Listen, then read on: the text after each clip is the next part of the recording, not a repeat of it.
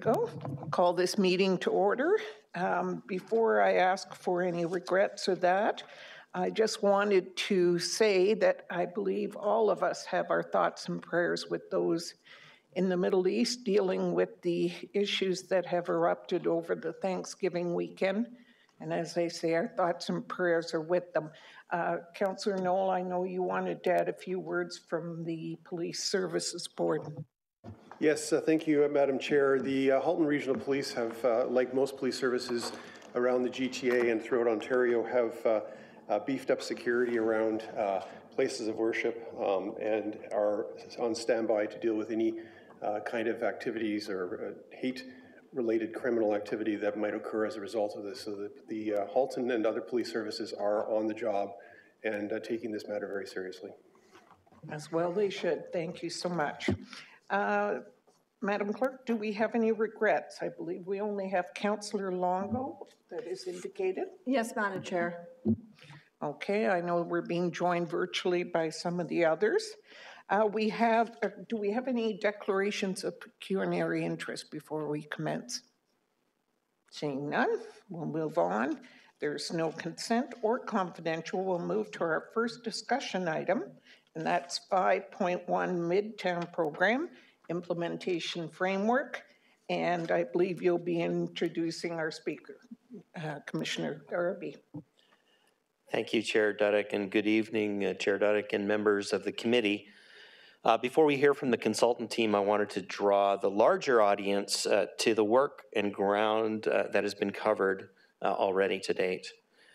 Jeff Chow from Jacobs will highlight the committee of the whole process to date and where we've been and where we are in the process and where we will be going after tonight. There's been a lot of work that has been done, and there's a lot more to be covered. Beyond the Midtown specific meetings, I wanted to draw the larger audience's attention to the council meeting held on August 15th of this year. At that meeting, we presented the joint best planning estimates for Oakville. In the presentation, we covered the differences between forecasts, targets, and yields, what the differences are, their purposes, and when they're used. We also presented the population forecast for Oakville as a whole, for Midtown, as well as each of the other growth centers throughout the municipality through the horizon year 2051. We discussed that the joint best planning estimates are a calculation and not a policy. There's also additional information on persons per unit and the townwide development pipeline in the council information package, which I believe went out today. And that memo will be placed on the website in the next day or so for everyone to use and peruse. And I encourage everyone, if you haven't already done so, to read the report of August 15th and watch the presentations as they set a lot of context for Midtown and how Midtown relates to the rest of the municipality. And with that, Madam Chair, I'll turn it over to Jeff Chow to kick things off. Thank you.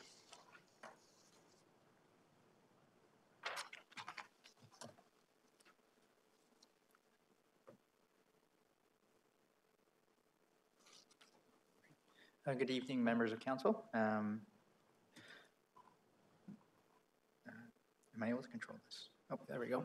So we're here to talk about today. So we'll just give a brief update to everyone where we are in the process, what work we've done to date, and then really that has culminated in an understanding of the existing conditions, some of the constraints and opportunities as it relates to the official plan amendment that we're working to prepare, and then some of the draft vision and principles that'll guide us along that process. I'll also speak a little bit about what our communication engagement processes will be over the next few months, as well as next steps in the program.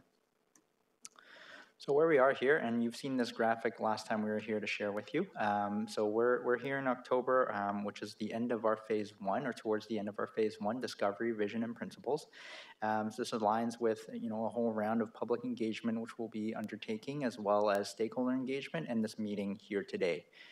So after this meeting and the public engagement that we will be embarking on, we'll then be moving into phase two, which is the land use block concepts. And just a little bit more detail about those first 4 phases, and you've seen this last time. Again, the existing conditions and vision and principles that we're currently undertaking or completing, is really looking at the background and existing conditions, exploring some of the opportunities and challenges.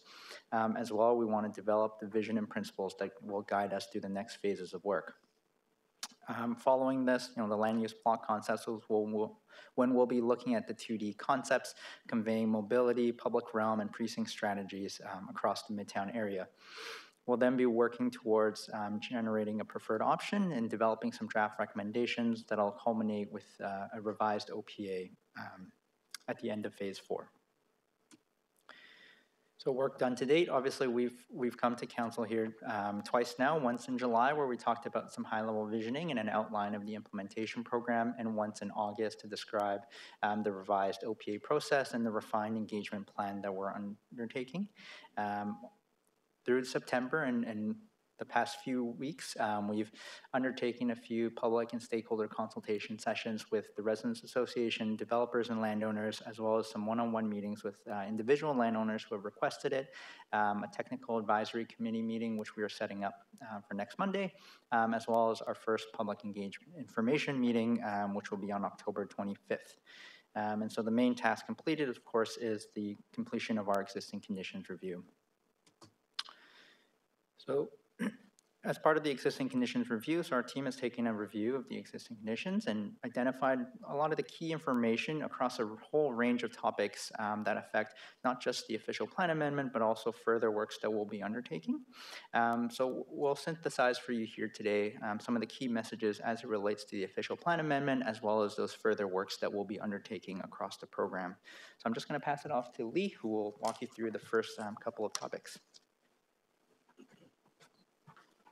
Good evening, everybody. I'm Lee McGrath, partner and planner at Urban Strategies. I was here back in July. I missed the last committee of the whole meeting, so thank you for having me back. So I'll be walking through a handful of summaries of these existing conditions, and then Jeff will come back and describe a handful of them as well, and so we'll cover this off together. So I'm going to start first with a grouping of planning, urban design, and growth management topics. And again, the reason for this work is to help our entire consultant team to ground ourselves in the constraints and opportunities within Midtown so that we're informing the rest of our work going forward with that information at hand. And so from a planning perspective, we covered some of this in July, but looking back at the policy framework, we understand that Midtown has been identified as a place for growth at the provincial level, at the regional level, at the local level for quite some time. And in each one of these policy documents, it reinforces the notion of integrating higher intensity development along with public investment in infrastructure, such as the GO rail line, as well as future BRT and other transit investments, and the importance of matching transit investment and higher density development together. And a place like Midtown is where these things are supposed to come together. So at the local level, Midtown is an urban growth center here in Oakville, and it's expected to accommodate the highest level of intensification in the town and to become a compact, walkable, mixed-use community that includes all elements of a complete community. So what does this mean for our process going forward? The draft OPA must conform to higher levels of policy. So it's this policy direction from the province and the region and also understanding the directions in the current OP that will inform our policy directions going forward. That sets the big picture. But we also have to understand how do those words actually play out on a piece of land. So from a planning perspective and an urban design perspective, we took a close look at the study area within Midtown and came here as a team and did a site visit as well. And highlighting here some of the opportunities and constraints, because we have to implement that policy in a place, and it has certain characteristics that we have to understand to implement that policy in a way that makes sense for this location. So noting some great opportunities like access to transit, the greatest access to transit in all of Oakville, large areas of underutilized or vacant lands, which can really enable a lot of transformational change, including new uses and public realm enhancements, and some noticeable constraints as well. Trafalgar Road is a physical barrier. To the north and to the south, the QEW and the rail corridor and the hydro corridor can be significant barriers for street connectivity. And we know that there's some limitations for certain development in relationship to the rail corridor and the hydro corridor. And also, we understand that it's a challenge to attract and grow a market for employment uses, in particular in areas outside of the downtown Toronto core. So what do these kind of observations mean for the OPA? These are some things that we'll be considering as we go into the next phase of work, looking at land use concepts, where we're going to explore ways to capitalize on some of the opportunities and ways to overcome constraints. And also to remember that our scope of work right now includes the OPA development, but also there's the longer-term implementation program. And so these kinds of insights will also inform the Designing Midtown a document, which is an urban design guideline, if you will, for Midtown that will be undertaken after the OPA is complete. One of the other topics in terms of background that we were asked to look into is understanding the joint best planning estimates that the Commissioner just has reminded us about. And there was a specific ask to help us visualize what those estimates could look like in Midtown. And so there's a series of slides here to help us walk through that exercise. And so we know that the region and the town together have established the joint best planning estimates. And these estimates do not represent a full build out of Midtown. They're a moment in time to help us plan for long-term planning. And they're not also a development cap. The numbers continue to be refined over time as census information changes, but it's one of a number of inputs that we take on now to help us understand what to expect in the long-term future.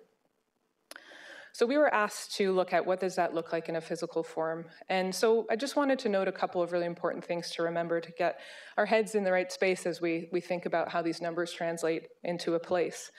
The first is that the OPA policies will absolutely set the stage for Midtown's growth. However, it will be the market that will respond to when that growth happens. And we know that development will take time. We created this really simple graphic here you see at the bottom of the page, which takes the outline, so this is the scale comparison, takes the outline of Midtown and plops it on top of kind of the Bloor and Bay, Yorkville area. And for anyone that's been to this part of Toronto, I think it gives you a really great sense for just exactly how large of an area this is. And it's significant, and the 2051 estimates will not be the end of Midtown's evolution, and we don't believe that all of Midtown will be developed in that time frame. So I think it's helpful to wrap our heads around how much, land and potential long-term growth we have dealing with here. And again, to remember that this demonstration plan is conceptual only, it's an academic exercise to help us understand what the numbers could potentially look like. A little bit of method. So this slide is telling you how we took numbers in a table and turns it into form. So there's a few steps involved here. First, it involves identifying the developable land. So we remove things like the rail corridor, the natural areas, streets, and setbacks from the highway, because we know development is not going to be anticipated there. And then we needed to pin ourselves somewhere in time. So we need a street network and a block network of some kind to then establish some development blocks. And so we utilized the existing draft Midtown OPA framework as a base, because we needed to prepare the exercise, but noting that all of those elements of that draft OPA are part of the work that we're reconsidering right now. So that then evolves those development blocks, and then we made a number of assumptions about what might change and what might stay the same to that planning horizon of 2051. And then we applied various spatial assumptions, like people per unit and conversion of space per worker, to translate large numbers into gross floor area and resulting form. The final lead-up slide, I promise, is to remember that this exercise, again, is an academic exercise of looking at the joint best planning estimates with this information that we have today, but recalling that we are in a process right now to understand other inputs. So the transportation network, the parks and public realm strategy, kind of the design theory about Midtown, which is we're in the process of doing right now, which will have an influence on the outcome that you see. So I just want to keep that in mind. So this is a demonstration plan in a three-dimensional representation of one conceptual representation of how development may unfold. And so what we see here is about the amount of people and jobs that the joint best planning estimates have estimated. So it's about 30,000 people and about 10,000 jobs. The buildings that you see in yellow represent residential buildings. You may notice kind of a ribbon of red. That's a representation of potential retail space. The purple buildings are buildings that are approved as of now in Midtown. and the blue buildings are a conceptual representation of employment buildings. The range of net FSIs are anywhere between 4 FSI and 10 FSI, depending on the height of the buildings or how much built form there is on a block. And the range of heights that you see includes mid-rise elements and podium elements around 8 stories, up to 48 stories in some of the taller buildings. So again, this is a way to help us visualize what the joint best planning estimates could potentially look like. And as you can see, Midtown, what this has told us is that Midtown has the physical capacity to accommodate that many people and jobs and still have room to evolve. Moving on to streetscape, public realm, and schools is the next collection of background studies. So the public realm is one of our very important focuses of study and a really important grounding foundation for what will be the OPA for Midtown. Having a fantastic public realm is a really core part of having a complete community. And so we wanted to take a look and understand the existing conditions today. So we know that there are numerous gaps in the public realm, and what we mean by that are streets, lanes, publicly or privately owned open spaces, that are in the community. And there's limitations on what's in Midtown today, and a lot of improvement that can be seen through future change. So the pedestrian environment isn't particularly welcoming, and there's a really focus on automotive movement and less of an ability for people to feel comfortable moving in different modes, such as walking or cycling. The public realm also includes parks and open spaces, and as with the streetscapes, there's really not yet the scale or function of open space needed for a growing urban center like Midtown. We do have a wonderful recreation area with the Cornwall Road Park, which is well programmed and utilized for sports, the Lions Lane Garden Plot, which is an interesting community asset there at the northwest corner, and also potential opportunity for transit plaza of some kind with the Via Rail and the GO station to really mark a sense of arrival. So as with streetscapes, there's lots of opportunities within the existing parks and open spaces to improve on what's in Midtown today. So what does this mean for our work for the OPA? The official plan amendment will consider specific policy direction for enhanced public realm, improved connectivity in parks and open spaces, and improved streetscapes with specific direction for what the objectives are. And then again, beyond the OPA, our work program also includes the development of a public realm master plan, which will go into even more specific detail about how these streetscapes can be realized. Another one of our background reviews was around schools. We know that a complete community requires all of the services that are needed for the people that will be living there, and that includes families and children. And so mixed-use intensification areas need to think a little bit differently about accommodating schools in an urban format.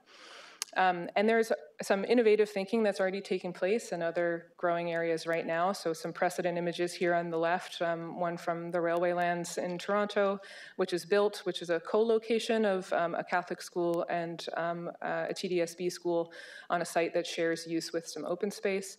And as well on the lower left, a school that's actually integrated into the mixed-use podium of a high-rise building. But in terms of what we're going to be thinking about at the OPA level, it's really about setting the policy framework and working with our partners at the school boards to know what their needs are. So we'll be working with them to understand how many schools they think they might need. And the official plan amendment itself will have some language in it that will suggest a process that will happen when the school boards actually need to create a school. And Oakville already has policy in their North Oakville East Secondary Plan, which is a good precedent actually for the types of direction that we'd be providing. And in that secondary plan, that policy encourages taller, more compact schools that maximize the utility of land and directions such as that. So that's the direction that the OPA will be taking with this kind of insight. And then beyond the OPA, we do have a piece of work to dig into this a bit further, to understand the nuts and bolts where, on the bottom left, how do you actually get there? How do you get to having an agreement between a school board and a developer to implement something like this in a podium? So that will be a piece of work that we're doing after the OPA as well. I'm going to pass it back to Jeff, who's going to speak about transportation and mobility, and I'll come back up for a couple more slides.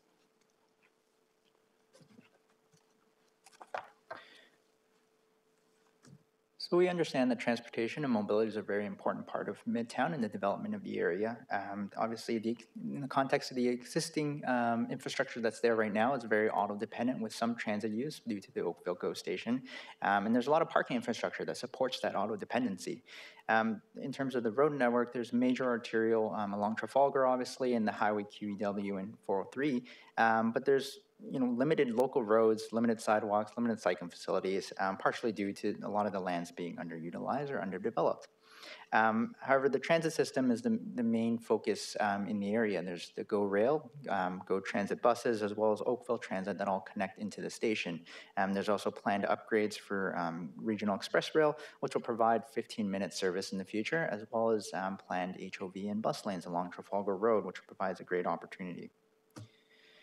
However, this area does present some challenges. Obviously, the joint best planning estimates that we've just talked about, it's a lot of people and jobs within this area, and these travel demands from these people cannot be accommodated with some of the existing travel behaviors and the auto dependency that we see.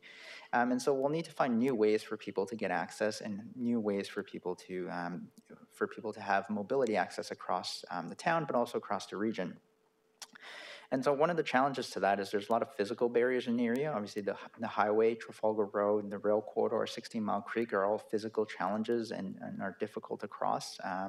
There's also limited priority or access to the GO station for pedestrians, for cyclists, and for buses as well. And again, there's a high amount of parking, which really promotes that auto dependency and will require a long-term strategy so that we can slowly adjust that parking supply so it aligns with our overall goals. So what's really the opportunity here? So, we want to accommodate growth in Midtown, and so to do that, we'll need to identify solutions that work in all seasons to provide access to people in a phased approach that will support the development that is to come. So, as part of that, we'll need a local grid network of roads that's designed at a more human scale that really promotes walking and high-quality dedicated cycling facilities. We'll need street designs that are safe and direct for pedestrians and cyclists. We'll need new crossings of the physical barriers that we just talked about to accommodate some of the active transportation, transit, goods movement, and traffic. As well, we need transit priority measures to make sure that the transit services that we're expecting people to rely on are efficient and able to get to and from the Oakville GO station in a timely manner. And we'll also need to manage the parking supply and regulations so that it balances our short-term operations with some of our long-term goals to manage auto dependency. Finally, we'll need to connect beyond just Midtown. We'll need to connect to adjacent areas and be tapped into region-wide initiatives as well as the town-wide transportation master plan for cycling, for transit, and for auto. So what does that all mean? Well, in the context of the OPA, we'll be developing a vision and an operational need on a road-by-road basis throughout Midtown, and then we'll be looking at how do those roads work with the alternatives that we're looking at for land use as part of Phase 2. And then as we get into Phase 3, we'll be selecting a preferred road network, and that'll really be what's incorporated into the OPA in terms of the network, the right-of-way, the function, and the role. And then further on, of course, it's not just setting a network of roadways. It's also, creating a transportation solution and making sure that we model and test that to see how it works, making sure that we're developing supporting mobility strategies, whether it's shared mobility, whether it's parking and other options as we complete our transportation master plan in Phase 5, and then we'll provide direction to the functional design, and then we'll start to integrate that all together as we get into Phase 6 and 7, which is phasing and funding and financing. And then we're going to talk a little bit about some of the municipal servicing that we're looking at throughout Midtown. So the first, obviously we'll be working with our regional partners at Halton Region for this, is the water and wastewater services that will need to come to the area to support the growth. So there's some main challenges or constraints that we'll have to be aware of as we're developing our networks and as we're developing our development plans. There's going to be sewer and water mains that are coming down Argus that connect to the community to the north that we'll keep in mind. We'll need to keep in mind, and that will be existing and continue to operate. There's also some existing service capacities for sanitary along Trafalgar and down to Rebecca, and we'll need to be aware of those capacities as we move forward. As well, there's a water pumping booster station on Davis Road. Again, this is something that's currently being expanded, and we'll need to be aware of that access to this property for the region in the future as well. And so one of the key things to note here is, while this is a number that will continue to be refined, but back in 2021, the area servicing plan for the area did identify a service capacity. And we can see that in comparison with the joint best planning estimates that we've developed, that have been developed thus far. They are in line, and we are within that capacity. But of course, those are with assumptions that were developed back in 2021. And if we get into the next slide, so what does that mean for the OPA? So we'll have to go back and take another look and make sure that we're up to date on our assumptions and that we're well aware of the implications of the joint best planning estimates and the Midtown capacity. We'll need to coordinate with the region and start to build out our water and wastewater infrastructure plans that align with the road right-of-ways that we're developing through the transportation works. And then we'll have to consider what those wastewater and wastewater limits are in our OPA policy development so that we can make sure our growth aligns with the infrastructure that we have planned. Beyond that, in further phases of the program, we'll obviously have to size out the pipes and make sure that we're actually designing the infrastructure as part of phase 5. And then in 6 and 7 is when we're going to start to look at the phasing of those to support each development block and then how those get funded and financed. The other element of servicing is stormwater. So there's the current area is highly impervious. There's a lot of paved built lands that don't drain very well. There's limited drainage infrastructure, or it's at overcapacity. There's riverine flooding and a lack of historical stormwater management in the area. And then there's some hydrogeology constraints that I'll talk about in a little bit as well. But what this means is there's an opportunity for stormwater management solutions across the site that we'll have to look at and review as part of our OPA planning work.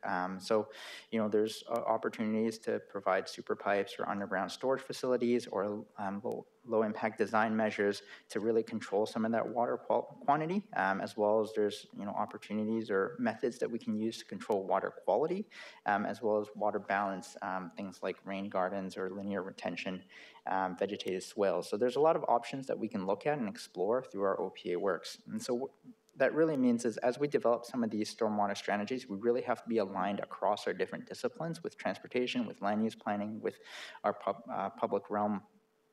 And we need to make sure that those are all integrated together, and we integrate our stormwater strategies within the OPA policies and schedules.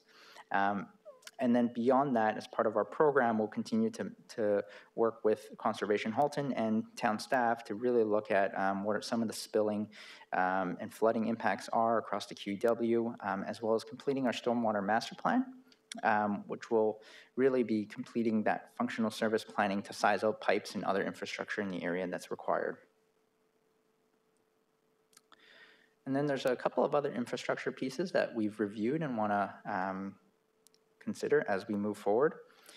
So in terms of hydrogeological and geotechnical, we've reviewed some historical borehole information in the area just to give us a high-level understanding of what's going on in Midtown. So in general, it's flat-lying shale bedrock formations, and as you can see in the image, it sort of has a big dip down towards 16 Mile Creek on the west end of the site, and the shale bedrock is historically soft enough to excavate with conventional equipment. And what this really means is, from a geotechnical perspective, the subsurface in Midtown Oakville can really accommodate a range of shallow and deep foundation elements. And so things like underground parking structures, multi-story complexes, high-density housing projects are all possible in the area. And there's no significant challenges that we have to be cognizant of. Of course, there are groundwater depth and implications for building further down that we'll need to address as part of our stormwater management requirements, and those will need to be embedded into our OPA policy development. And of course, as we move past the program, even the individual sites that will be developed will obviously have to look at the geotechnical conditions of their site in more detail. And then in terms of community energy planning, so this is really to align with the Oakville's community energy strategy and apply those principles to Midtown. And so one of the key recommendations from that strategy was to create a district energy system that can provide heat and power to multiple buildings across Midtown, which will improve the overall energy efficiencies of the area, provide climate benefits, and then also improve the potential for use of renewable energy sources across Midtown. Obviously, this comes with some constraints. There's limited space above and below ground to implement this infrastructure, and there's a cost to this that'll need to be delivered in a phased manner. And there's obviously fragmented ownership in the area, so we'll need to carefully phase this out. So as we look to the OPA, this means that we'll need to explore enabling policies for district energy in the OPA and make sure that they're aligned with the community energy strategy. And then as part of phase 5, we'll be doing a community energy plan that'll really look at the feasibility of district energy opportunities across Midtown. And then finally, we'll talk a little bit about some of the financial implications and a market overview. So in terms of funding and financing, we've taken a look at some of the tools, the available funding tools for the town that come in through the Development Charges Act, the Planning Act, the Municipal Act, and other various other sources. And so we'll need to keep these in mind as we move forward. As well, Bill 23 has obviously had several implications to development charges, some immediate and some longer term that we'll have to be aware of as we're doing our funding and financing work in phase 7. And there's also current bills that are being reviewed that will again have to be understanding of those potential impacts as we move forward. And so for our OPA, this is really just for our understanding, so we know what funding and financing tools and procedures are available to us to achieve the OPA goals. But then further on in our implementation program, as we get through phase 5 and 6, we'll then start to look at this in more detail and really understand the municipal funding tools in phase 7 to deliver the infrastructure that we're recommending. And I'll just pass it back off to Lee to talk to you through the market overview. So a couple more from me here. So NBLC is another member of our consultant team who prepared this information that I'll deliver. So again, part of our background understanding includes a high-level overview of the market, and that the development of Midtown has to at least be cognizant of market trends, that planning and design and all the elements of an OPA can't completely be divorced of understanding what's actually happening on the ground. And so that we know that today's high interest rates and the shift to remote work have slowed demand for both residential and office, but we are still seeing strong performance in the market of transit-oriented development. For instance, the Pickering GO Station Center Court development, shown here on the left, sold over 95% of its units in 3 days in just September, a month ago this year. And we know that Oakville has performed relatively well as an in-demand area in the GTA. And on the office front, we know that there's a historic low demand for office, which is something that we need to consider. And we'll have to think about the right kind of strategies in the OPA to encourage or require office in the right way that's going to stimulate the market here. In terms of the development of Midtown, how do we attract people here? NBLC notes that additional neighborhood amenities, as I mentioned before in the public realm section, such as parks and open spaces and community facilities, are really important to increasing market appeal. An example here that they provide is the Regent Park in Toronto, which is a mixed income development that also included a central park and an aquatic center, some significant public investment, which are believed to have helped stimulate investment in the area itself. So in terms of how we take this on board for the OPA, the policies will consider strategies for improving amenities in Midtown and encouraging and coordinating development with investment in public infrastructure, and also pointing to that need to think about policies to stimulate market demand in both the residential and non-residential markets. And then longer term, NBLC will have a role with the implementation program, and they are producing a municipal land acquisition and disposal strategy later on after the OPA is complete. And then finally from me, and then I'll hand it back over to Jeff, part of this phase was also understanding vision and principles. And one of the things that we found, just going back into the policies, is that we're not starting from scratch here. And so the approach that we've taken is to revisit what's in your official plan today, as there's language today with an existing goal and a series of existing objectives for Midtown. And our approach we haven't made any modifications to that policy, but our approach will be to take this to the public as part of the engagement event on October 25th and ask people, what's missing for you from this vision, and what's missing for you from these objectives, or what is it here that resonates most with you, so that we understand where people are right now with what they would like to see over the long term. And we also encourage your feedback on that as well. And so we'll take that feedback to help us refine what this goal and objective include today, and that will be the basis of how we might make any adjustments in the future policy framework. And I'll pass it back to Jeff to describe engagement. Thanks, Lee. So as Lee just mentioned, we're having our first public engagement event on October 25th. It'll be from 6:30 to 8:30, but doors will open at 6, and it'll be held here at the Town Hall Atrium. So this is aligned with phase 1 of the OPA process. It's aligned with this meeting that we're here today for, as well as our first round of stakeholder engagement. And it'll be have 2 parts. The first part will be more of a presentation, and this will include sort of an introduction, an agenda, a land acknowledgement, a keynote education talk, and then a presentation from our consultant team on some of the existing conditions, issues, initial vision, and planning principles, similar to what you would have seen today. And then we'll end that off with a moderated Q&A session on that presentation, and then that'll end the presentation portion, but really we'll get into the key part, which is the second half, an introduction to the booths and activities, and then having those engagement activities for members of the public to participate in. So there'll be 4 booths set up, and we'll really separate them into sort of 4 different topics. The first one will be about the overall program, some of the process and general questions that members of the public may have. The second one will be really geared towards those vision and principles, what you'll really like to see in Midtown, what goals you might have for the area. The third one is the existing conditions analysis. So we'll share some of this information in those booths, give the members of the public a chance to review and ask questions, but also have some activities to really get people to share what they like about the area currently, and things that they might find value in.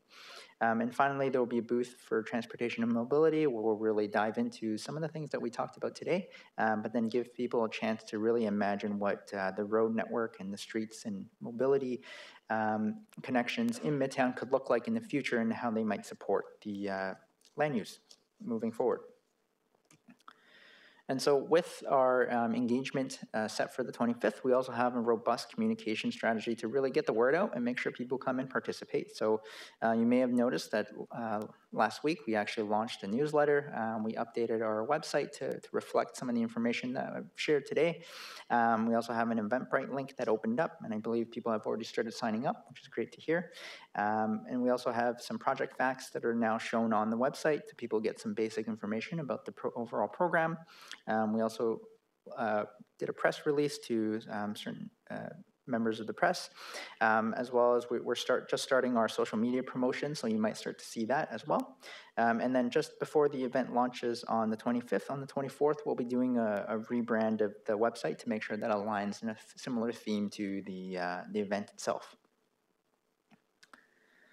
And so that brings us to the end of the engagement, and then we'll get to the next steps in our program.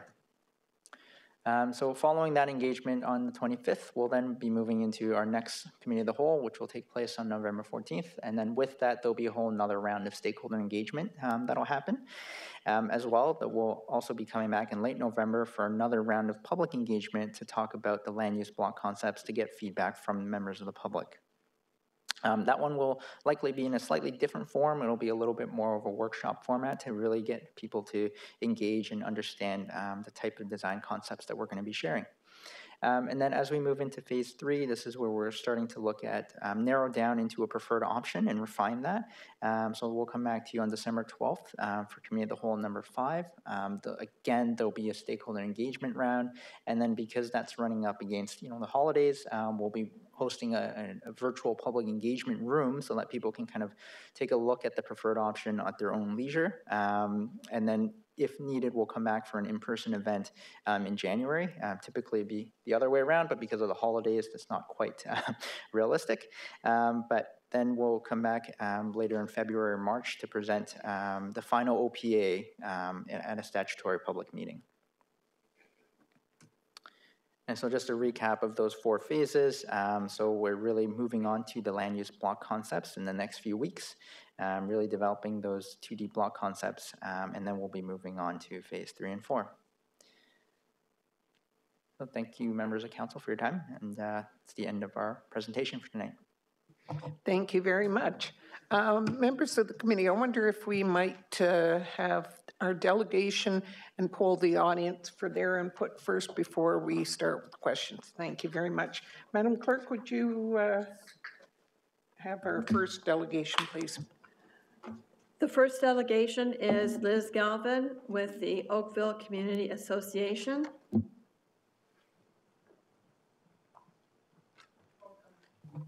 Welcome, Liz. We look forward to hearing from you, and you have 10 minutes. Okay. Hi, everyone, and everyone who's on Zoom. Ladies and gentlemen, I stand before you today as Liz Galvin, a concerned member of the Board of Directors of the Oakville Community Association. Tonight, I wish to share some crucial thoughts with you regarding the Midtown development area and Palermo and its implications on our cherished values of privacy, freedom, and movement. We've heard the term 15-minute city, an urban planning concept where all essential services and activities can be reached within a 15-minute walk or bike ride. Midtown Oakville, as described on the Town of Oakville website, aims to embody this concept, offering a vision of a self-sufficient urban community interconnected with pedestrian, cycle, transit, and street networks where people will live, work, and play all within a 15-minute space. However, we must consider the broader context in which this development is taking place. In 1992, the restructuring of Canadian mayors and municipalities under the guidance of the United Nations Agenda 21 began, setting in motion a series of events that have eroded our sovereignty and individual liberties ever since. In 1994, Canadian parliamentary procedures for law changes were circumvented, leading to the adoption of the Municipal Primer, a non-binding agreement that fundamentally changed the way our local governments operated. The International Council on Local and Environmental Issues became the main source of consultation to push Agenda 21. Our elected officials became aligned with this, thereby undermining local decision-making in favor of global agendas. One more important historical fact to note about foreign non-governmental organizations, or NGOs. In 2019, the Strategic Partnership Framework between the World Economic Forum and the UN was signed to accelerate the implementation of the 2030 Agenda for Sustainable Development, which further raises concerns about foreign control over our community. So as you can see, over time, our governance has become increasingly influenced by foreign organizations such as the UN, G7, G20, Council of Foreign Relations, World Economic Forum, and the UN's World Health Organization, none of which are elected bodies. The reality, these developments are intimately linked to the concept of 15-minute cities, which on the surface promise convenience and sustainability, but may hide a darker truth. SMART in smart cities stands for surveillance, monitoring, analysis, reporting, and technology. It's a cover for extensive data collection and surveillance that ultimately enables control over every aspect of our lives. The reality is unsettling. 24/7 surveillance through the internet and streetlights with cameras and audio detection, implementation of exclusion zones and geofencing to restrict movement, think Oxford, England, the ability to control behavior through advanced technologies, social credit scores, the potential of outlawing of property and car ownership, the looming threat of digital passports tied to social credit scores, which can be turned off or on depending on compliance to the rules, the push for digital currency allowing governments to control spending, the introduction of universal basic income as a tool for compliance. All of these elements could facilitate climate lockdowns with arbitrary and indefinite restrictions. In summary, we implore our mayor and council to engage in a meaningful, respectful dialogue with the residents of Oakville on this critical issue, and we pose several questions. If Midtown and Palermo apartment jungles are Oakville's answer to affordable housing, will council guarantee that they won't cost more than $100,000, $200,000, and that condo fees will never go up? Can council explicitly guarantee the preservation of our right to travel outside of these zones without being heavily taxed? Again, that's happening in Oxford, England. What about the use of a car? You're saying 30,000 people are going to come into Midtown, and there's only 3,000 parking spots. What do the other 27,000 people do? Are they going to bike ride a sick child or a senior in February to get to the hospital? And nobody ever mentioned anything about the hospital, by the way. The increase of 30,000 people coming into Oakville and the demands and that it's going to put on our hospital, which is already overburdened, and I told you that last time. Can council assure that access to essential services will never be restricted or based on social credits? Do these assurances extend to housing, education, employment, and more? These questions are only the beginning of the dialogue that we must have. We must also revisit the connection of the private, for-profit entity known as the Corporation of the Town of Oakville to restore transparent, citizen-focused governance. We, the residents of Oakville, are your equal partners in this journey. We asked you to consider the consequences of this path, not just for the present, but for generations to come. Canada is a vast country. We don't need to stuff people into little chicken coops. It's going to drive people crazy. It's not good for the mental health. We want and can have a better standard of living, and we demand it. And it's better for our future generations than cramming them all in to a tiny bit of land. You mentioned Regent Park. Have you been there? 30,000 people in a park the size of Regent Park. Have you been to Regent Park? It's full of drugs and homeless people. This is not the answer, you guys. There are too many people going to be stuffed into this small parcel of land, and Palermo's just as bad. Thank you for your attention. Thank you very much. Are there any questions for the delegation? Seeing none, thank you very much for taking, Councillor O'Meara, thank you. I just wanted to be clear, is the delegate speaking on behalf of the Oakville Community Association or on her own? I'd like to just understand if this is the... A bit of both, Councillor O'Meara. You know, we're a large council of people, and we don't all agree on every single thing, but a lot of us do. So this that speech was not a position taken by the association. It was just yours. Many position. On the association, yes. Does that matter? It does to me personally, yeah. Thank you very much, though. Okay, seeing no further questions, thank you for your delegation. We'll now poll the audience to see if there's anybody else who would like to come forward.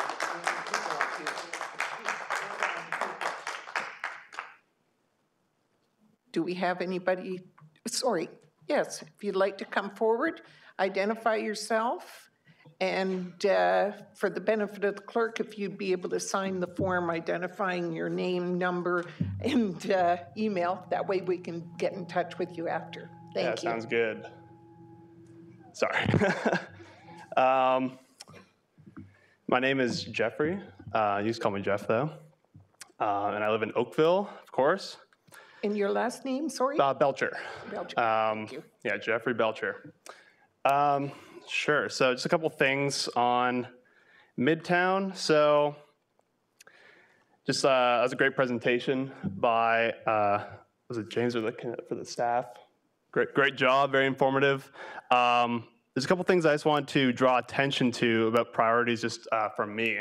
And it's a priority that I know a lot of people in Oakville share. It's a bit awkward this is coming after the last comment, but biking. So biking is by far the most efficient way to get around the city. But right now, as I'm sure many of you know, there's not much bike infrastructure in Oakville. I live closer to Bronte Station, so a lot of my transit to Toronto ends up being I get dropped off at Bronte Station, and then I go, and then I get picked up. The walk is too far for like a reasonable time frame, but biking is only 7 minutes. But unfortunately, there isn't a bike lane anywhere between my house and Bronte, so if I'm going up Third Line, it's like somewhat dangerous for me as a biker to get there.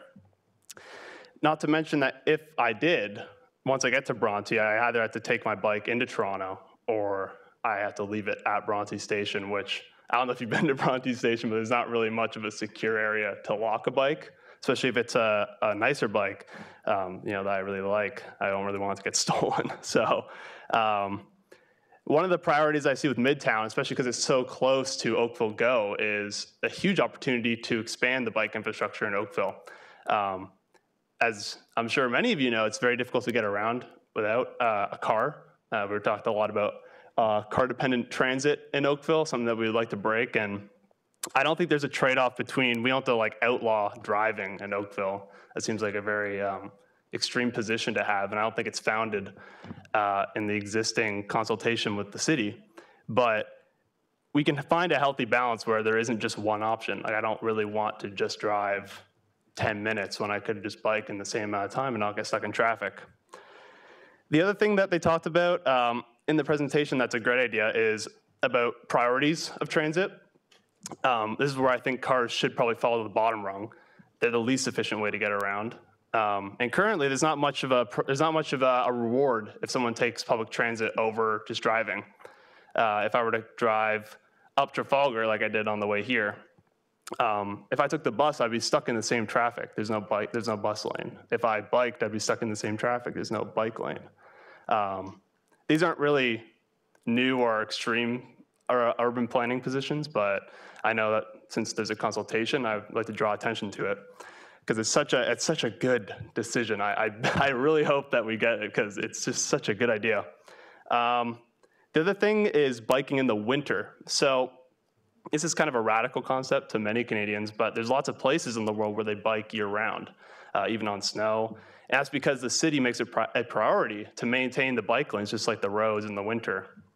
For example, in Norway, one of the places that bikes a lot in the winter, they'll plow the bike lanes if there's more than 2 centimeters of snow within 4 hours. That makes it very accessible for anybody wanting to bike. You don't really have to worry about sliding around. In the winter, you can swap out your tires for biking winter tires, which, yes, they do exist. And so it's not like a super crazy idea. It's definitely possible. But if you want people to do it, we need to provide them the infrastructure to do it. So yeah, that's just a couple things I want to say. And the last thing about the concept of 15-minute cities. Personally, I would really like to move around within 15 minutes. When I was growing up off of Morrison, I went to E.J. James. That was less than 15 minutes of transport. I didn't feel boxed in at all. Currently, Oakville is, much like most North American municipalities, very low density housing. There's so much room, we don't even know what to do with it all. It's not a bad idea to push everybody in a little bit closer. We're not really, I don't feel boxed in. In fact, I feel quite far away from everybody. In urban areas, your community can be up to like 20, 30 people. And in my community where I live, there's like 4 families that live within eyesight of me. This can just be better. We can do better. And we have the opportunity now to choose to make a better community for everybody. So I know that that's the position that lots of city councilors here want, and I just hope that you guys know it's a position that many of us want. So there is no friction between us. Things are going to be great. And I really hope that we don't freak out about this, because it's a big change for North American cities, but it's not a big change for most people around the world. So yeah, and the last thing, sorry, one more thing, just because I have some time here. Affordability, that is a great point though, with Midtown especially. We really don't want this area to be a development of just like luxury 1-bedrooms, which I think a lot of people are afraid that's going to happen. One of the things that was released a couple of years ago that I think is a great document to refer to is the Ontario Affordability Task Force report that's put up by the provincial government. And that was such a good document, mostly because it talked to so many stakeholders, developers, municipalities, unions.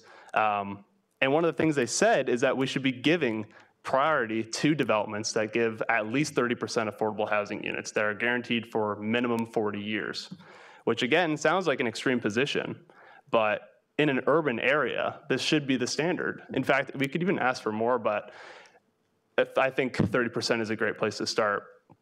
That'll guarantee that people can move in. Once people are in for 40 years, that really creates a community of people who've lived there, who own property, who can rely on that, pass it to their children. It really sets it up for a nice, vibrant community that's financially stable.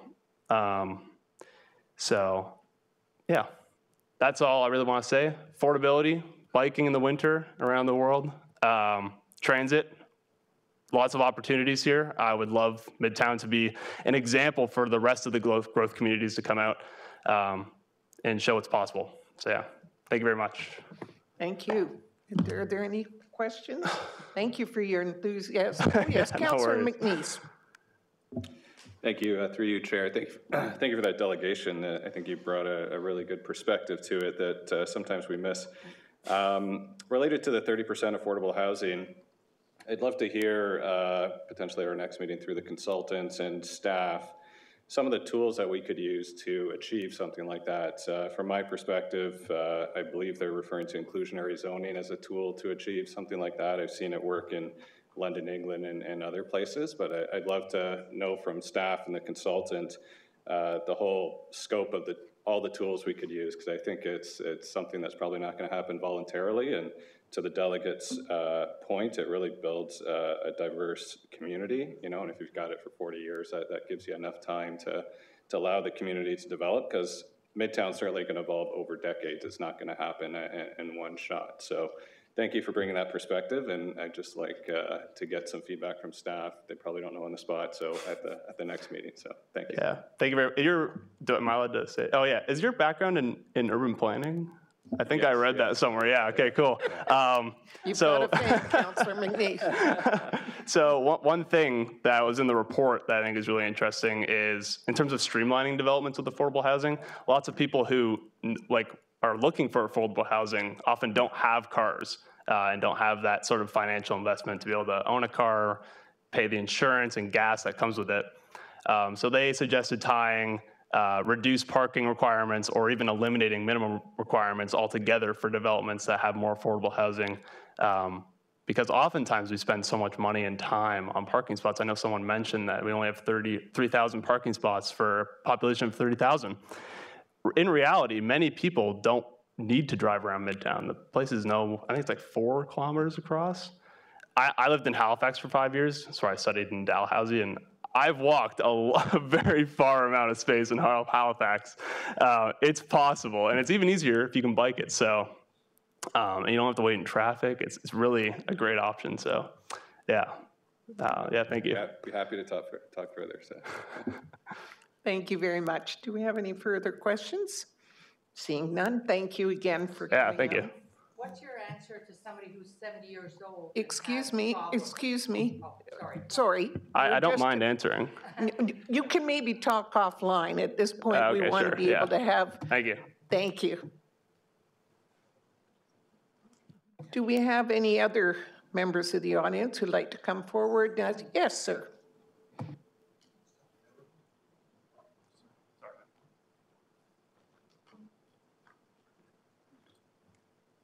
Just identify yourself for the clerk.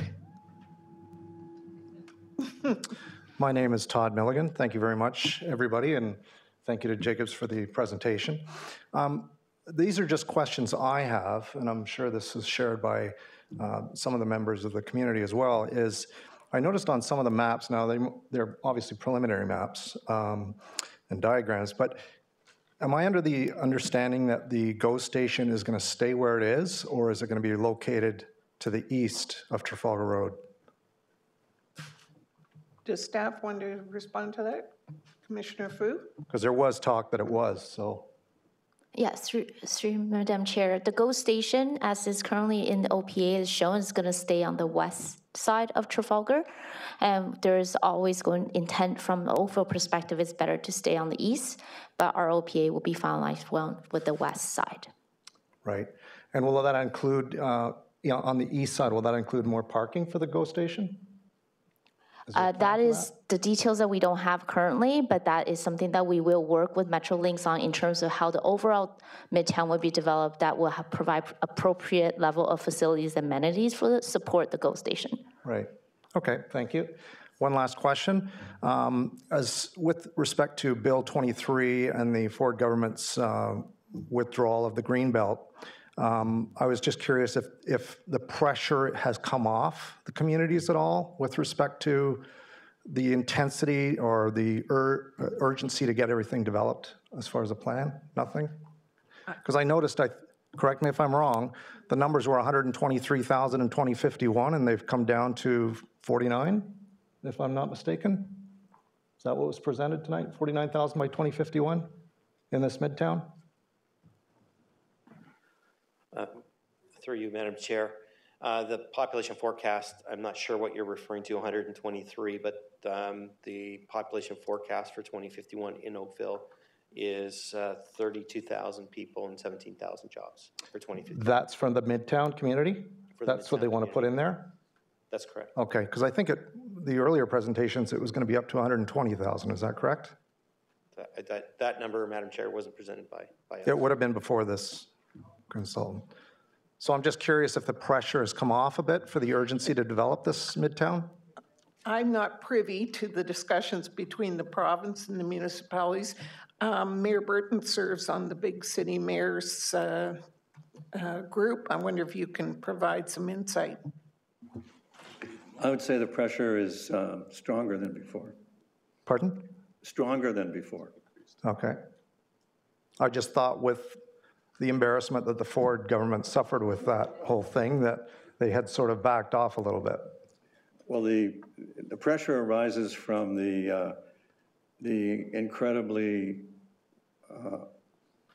there's a very large increase in population growth coming.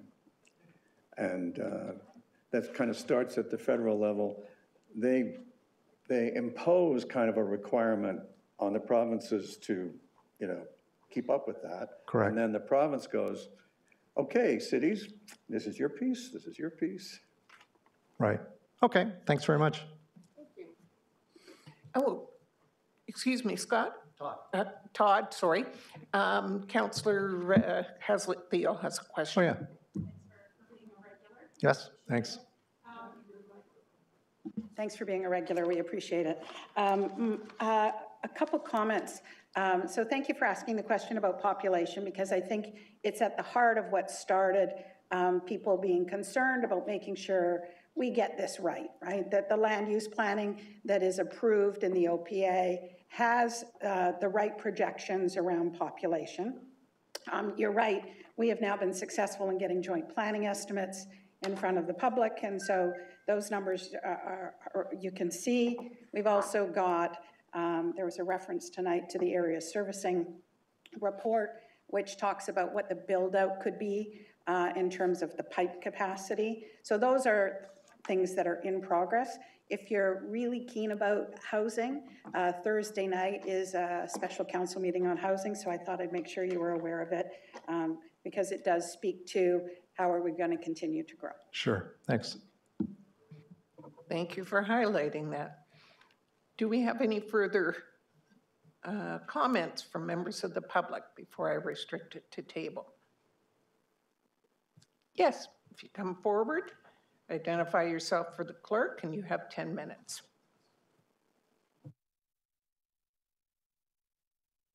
Hi, Janet. My name is Inez Kelly, and I had no intention of speaking tonight. However, I'm just looking at everything that has been said and well put together, and great presentation in terms of what we don't see in the broader perspective of what's happening on the planet. And one only needs to go online for a few minutes to start seeing some of the projected ideas and debacles that are occurring in, for example, Oxford, England, and the restrictions that were set as far as businesses are concerned, and being able to travel within a so-called 15-minute city. Having been raised on a 100-acre farm, the idea of a 15-minute city just sounds absolutely bizarre as far as a healthy lifestyle. I would wonder if the gentleman speaking earlier, how many kids he has and how many of them he can transport on his bicycle when he's going around town. So there's all these other expanded ideas, and to the point of outside governmental and non-governmental structures that do tend to, or we're now seeing, imposing ideas onto countries. So we can't turn a blind eye to that idea that others outside of Canada are presenting ideas like a 15-minute city. I don't know if that came up in anyone's, in the last 8 years, 10 years, waking up in the morning and say, hey, I think I'm going to create a 15-minute city. Wouldn't that be a great idea? Where no one can go beyond 15 minutes. So I think that was one of the issues that was presented was, if a city or a town is structured that everything is available within a 15-minute walk or drive, great. And if there's a restriction to that, that's, I think, where I know for myself, I would want to draw the line and say, wait a minute, I actually had a little garden outside of my apartment that I wanted to grow some food, and Janet was of great support and a great champion for the idea of a small garden, a vegetable garden. Now I drive 25 minutes to Milton so that I can have a larger piece of property to grow food.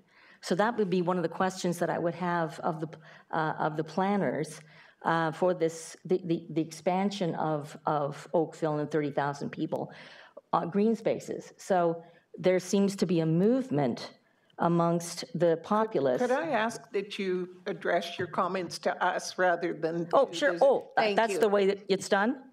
Okay, again, my first time. Thank you. So that would be what I would want. I would also want to know, is that something that's been taken into consideration, that the growing movement that people want to be able to grow their own food? So will there be areas allocated within this 30,000 structure for people, and green spaces, as much as it seems like might be a good idea to pack people in? I do live in an apartment, and it's just a 6-story. It was actually the tallest building in Oakville at one time, but we're not packed in, and there's great space around. So that would be the things that I would want to know is, if we're designing cities so that people can move around more on foot or on bicycle or a quick bus ride, fabulous idea of just 15, 20 minutes it takes for you to get to where you're going.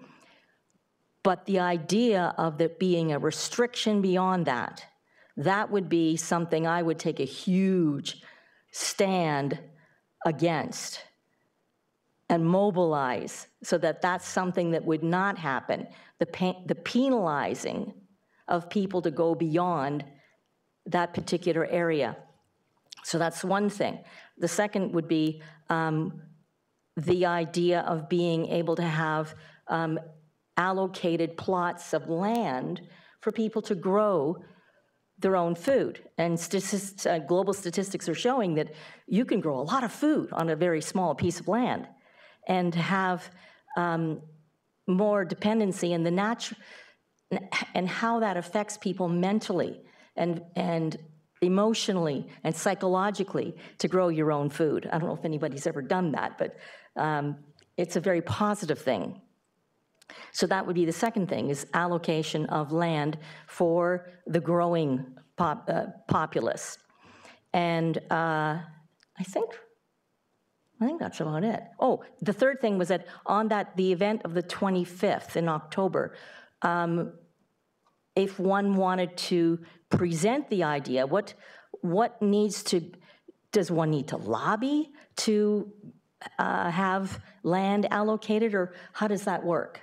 Like when presenting this idea, again, it was my first time presenting to council to expand that idea of food growing. I think being public, I'll defer to the commissioner. Commissioner? Through you, Madam Chair. Ideas exactly like the provision of community gardens is something you can bring forward and through the interactive booths well, they'll ask you, what do you dream about? What do you think about? What makes a community great? Is the opportunity for you and for all members of the public to say, community gardens, active green space, chicken in every pot, whatever that might be. You bring those forward, and that feedback is captured. Yes, okay. Great. So that's, I think that's it. Thank you very much for your time. I appreciate it. Thank you for raising that. Our community plots are very sought after, and we have waiting lists, as many can attest. Yes, I know. That's why I went to Milton. Oh, sad. There was a waiting list here. Okay, thank you very much. Is there anybody else that, yes, come forward, identify yourself for the clerk, and you have 10 minutes. Good evening. My name is Jim Goodfellow, and I'm a long-term resident of Oakville and a member of the Chartwell Maple Grove Residents Association board, but I'm speaking here on my own because we haven't had a chance to deal with this material as a board.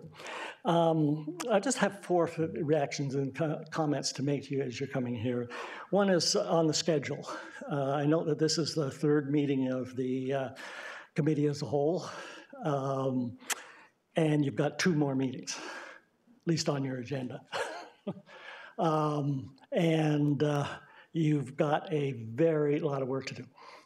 When I looked at the schedule and the material that came out, I was really struck that I thought we'd be farther in more detail, that we'd be getting into issues. We still seem to be very high level at issues.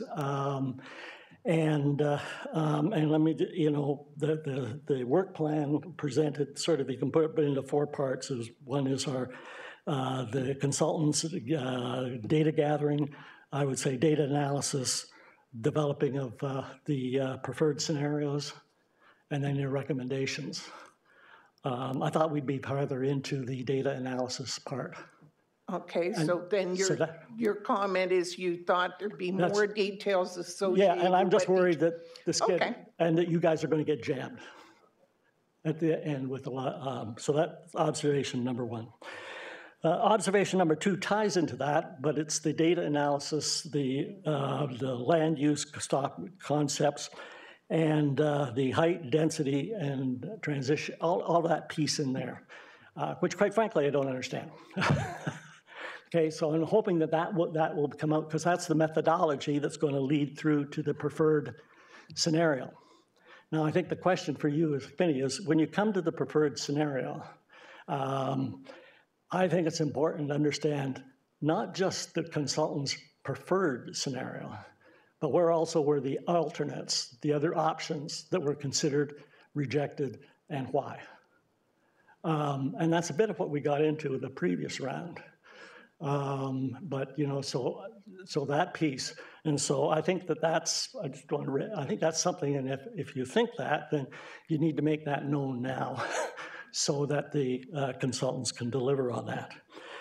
The other piece in the recommendations, which I think is a terrific thing, is the draft transportation master plan.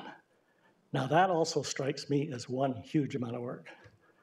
And I know that within town staff, there's various people working on that, but it also is complicated because it involves several parties. And you will know this much better than I, but I can say there's at least 3 components to it. One is transit, and we've talking about transit, but let's remember our transit system is way underutilized, requires a significant subsidy, requires a significant capital investment to upgrade and bring it to this level. If we don't deal with those issues, then a discussion of transit without sort of that is like kind of meaningless. So then you go to roads. Well, we don't own the land. So the roads come with issues that we have to deal with. And then you come to the GO station. Okay, so the concept of adding all these people, and remember we're adding a ton of people in North Oakville and the rest of Oakville and the Trafalgar corridor, all coming down to the GO station, and it's going to, Metrolinx is going to sit on, and it's going to sit on the west side. Well, what is that? If we're not building, if we're not becoming that, then we're going to have one pile of frustration of people who, in the second busiest station in the system, to get to the GO. So Metrolinx, my question, where is Metrolinx? That's a good question. And Madam Chair, maybe you should drag them to this meeting and have them come in and say, where is your plan? There's several reasons I'd love to drag them to a meeting, but yes. Yeah, and let's not forget, there's another transportation project going on in Toronto called the Eglinton Crosstown LRT, which is a debacle of incredible proportion. And who's the key player? Metrolinx. So the transportation, I think that's a thing, but boy, oh boy, that's a big job. We can't skate at 50,000 feet on that. We have to deal with these issues. And the final piece, which I've talked to you before, is the financial part. Quite honestly, to the consulting team, that was a very weak part of the section. I think you folks need, as you approve a draft OPA, you need to understand what is the level of investment that's required in order to deliver on that OPA. And then what's the impact on the operating costs? And again, come back and think of transit. If transit is a key part of the vision, if transit is a key part of this, you've got a capital component, and that capital component drives operating components. And right now, there's a substantial subsidy coming from the taxpayer to fund this. So the financial piece, no, you're going to need to refine it, but you can't wait till phases 6, 7, or 8, or whatever it is, to do the financial plan. You need to be getting information to you now saying, here, this is the magnitude of the level of investment that's required. And that should also carry out, I think, into your sessions, the feedback sessions. And I'll just leave you with one experience I've had in the field of e-commerce and doing e-commerce research for a company I was on the board of. And we went out and interviewed our customers. And we got one set of feedback. And then we said, okay, now, would you actually pay for delivery? And when you introduce the cost equation, you got a whole different set of feedback. So you can't approach this with there's an unlimited supply of free money. And as Mayor Burton has told us, growth no longer pays for growth. And where does that play out here? We may need to get, the details at a later date, but I think now you need to be thinking about these issues. That's my comments. Thank you. We do have a question from Councillor Elgar here. I just wanted to say thank you for coming. And what are your consulting fees? I think we need you. I'm retired. People say, you should go on LinkedIn. I said, no, I don't want to go on LinkedIn. I don't want you raised excellent points, and I appreciate it. Thank you. Okay, well, thank you. Thank you for the comment. And they're sincere. Thank you very much. I don't see, oh, sorry, Councillor Aslett-Theo. Update your hand. Thank you, Jim, for coming out and for always making thought-provoking comments. I just wanted to double check. Jim asked some very clear questions. Will they be added to the tracking sheet with responses? And in particular, will there be at one of the next meetings an attempt to give us what is the level of investment the draft concept could cost and what could be the potential operating costs? So I guess we'll answer it in two parts. So the issues are tracked and will be responded to in due order. And Commissioner Fu. The second question regarding will we be able to provide the capital and the associated operating costs at the next meeting, the answer is no. Our phases right now is in the OPA, is to look at the planning concepts and to determine what the OPA will be. And there will be a subsequent phase where we will then understand the exact level of capacity of the street network, how much that will cost, and the funding tools will come later. That will be through the implementation plan work. So thank you for your comments, but I think the delegate made a great point, which is we're going to have a public consultation. People are going to tell you what they dream, aspire, would like. But the second part of that has to be, so how much of that will impact the taxpayer? So will we have some frame of that in the public consultation piece so people can understand there is a significant risk that the taxpayer will have to subsidize certain elements in order to either make them, as you quoted tonight, attractive or in place in advance of. I think he deserves an answer, and I think he's made a great suggestion. Through you, Madam Chair. So yes, indeed, you're very correct. And the dreams, hopes, and aspirations all have a price tag. And so that before you make a decision, you should be aware of at least a high-level framework in which you're operating. For instance, if someone's a great idea would be to have half of the land dedicated to parks. Well, that clearly has a cost implication. Is it possible at what cost? So that has to be part of the analysis. Thank you very much. Jim, again, thank you for your additional comments. Just one observation on that. At this stage, it's often to, be vaguely right rather than precisely wrong. And the precisely wrong is you can, the money is free and you can develop the half of the land. And the vaguely right is here's some broad estimates. And I'm sure the finance group in the town has tons of information on all of this that come forward, and then you can refine it and develop it, and improve it over time. But that's my comment. Thank you very much. Thank you very much. Sorry. No, not. Oh, sorry. Okay. I think we have one more delegation. Trish?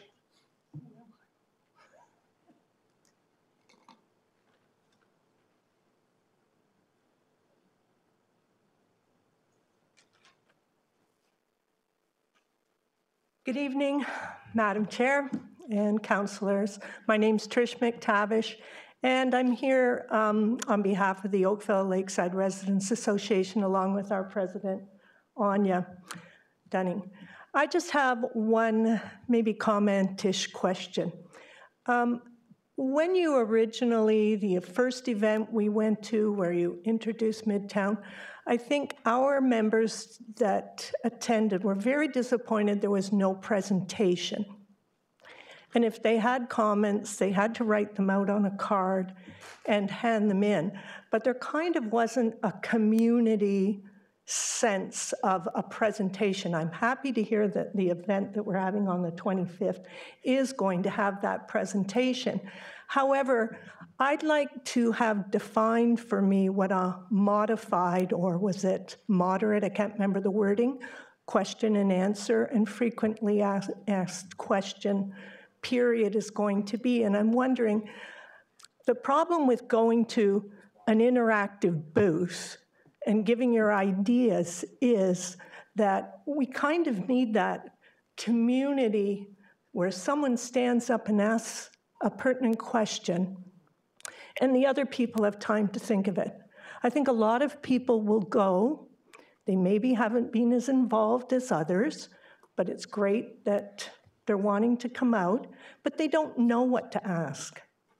They're going to listen to the presentation and then they're going to go, oh, okay, and they're going to leave. And I think tonight even some of the delegates that have spoken have really raised some questions. So through you. Yes, thank you. Well done. Thank you. If we could just have an explanation of what the definition or what in reality that part of the program is going to be. Get it for you, Trish. Thank you. Commissioner Garby. Through you, Madam Chair, the word was moderated.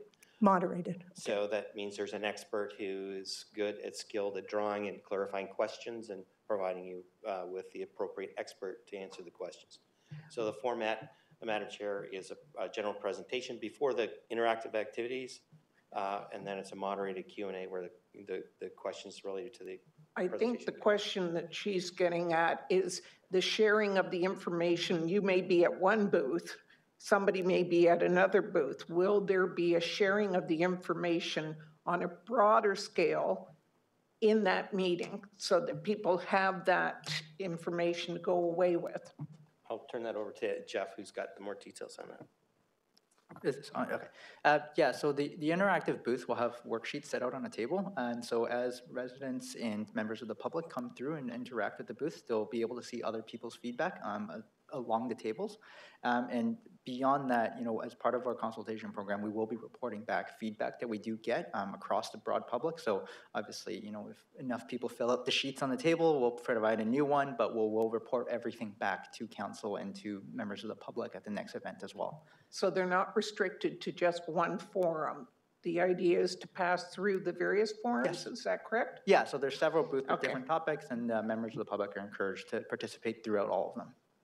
Does that help, Trish? I just have one more question. I'm sorry, I couldn't see the screen well enough, the word fast enough that it was moderated. And does that mean that there will be an open forum after the presentation where you could put your hand up and stand up and ask a question in front of everyone? Yes? Okay, great. Thank you very much.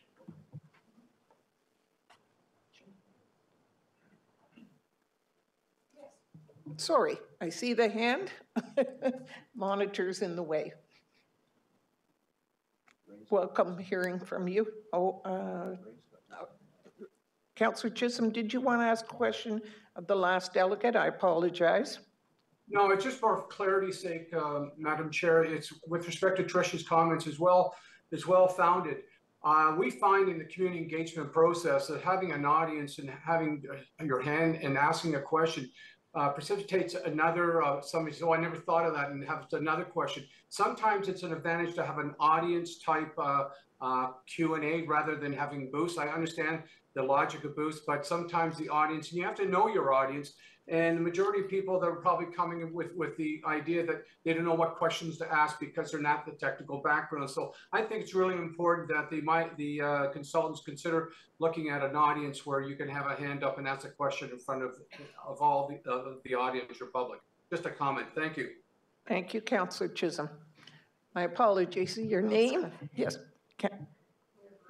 Mayor Byrne. One of the difficulties, thank you, Madam Chair, and through you, one of the difficulties of a hybrid meeting is it's not always, I know because I've taken meetings from the home end to see what it's like. Sometimes you miss a little nuance here and there. I want to reassure the councillor that, in fact, the set of booths is meant to be, everybody rotates through the booths, and then at the end of that, there's this big gang with a moderator who asks, what are your questions? And we do all that back and forth. And in fact, in the first community engagement session last month, that's exactly how the moderation went. So rest easy. There's going to be gang talk. Thank you. My apologies yet again. That's quite all right. My name is Linda Sinelli, and I live in Bronte. My question, and I asked of last meeting, if I understand it correctly, most of the and there's some approved projects already. Most of the developers are building, and it seems to be that when they apply and build a building, there's nothing. If you want a cohesive community and you need schools, you need churches, you need grocery stores, you need drug stores, doctors' offices. If people are going to stay within 15 minutes, they have to have all the amenities. But what compels these people to provide the space for and guarantee that they are going to have, if they're building a large building, that they're going to have a guaranteed space for a school, doctor's office, drugstore, grocery store, that people can actually walk to and live their life within the community without having to drive away. So unless you've got something like that in place, you're going to have a lot of tall buildings and perhaps 50 restaurants and no place to get your groceries, no place to take your kids for daycare. How do you guarantee that if this is going to be an all-inclusive community, that these things are going to be put in an adequate and appropriate position. Therein lies the question, and that's why we have the experts to assist us in terms of the phasing in of everything and to ensure we do have that. And how we allocate that according to the various plots, that's also going to be a question, incentives, other programs. So it's a very valid question, because I know we're facing similar situations in other high-density areas as well. I know Councillor O'Meara, Councillor McNeese are advocating quite strongly for grocery stores in a certain area of their ward that is underserved currently. So, well said. Thank you. Yes.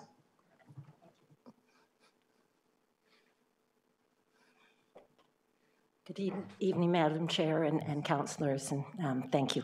I wasn't planning to speak, but a couple of the people who just spoke and talked about their hopes that we were further along. I have been at all the meetings so far, and I too wish that we were.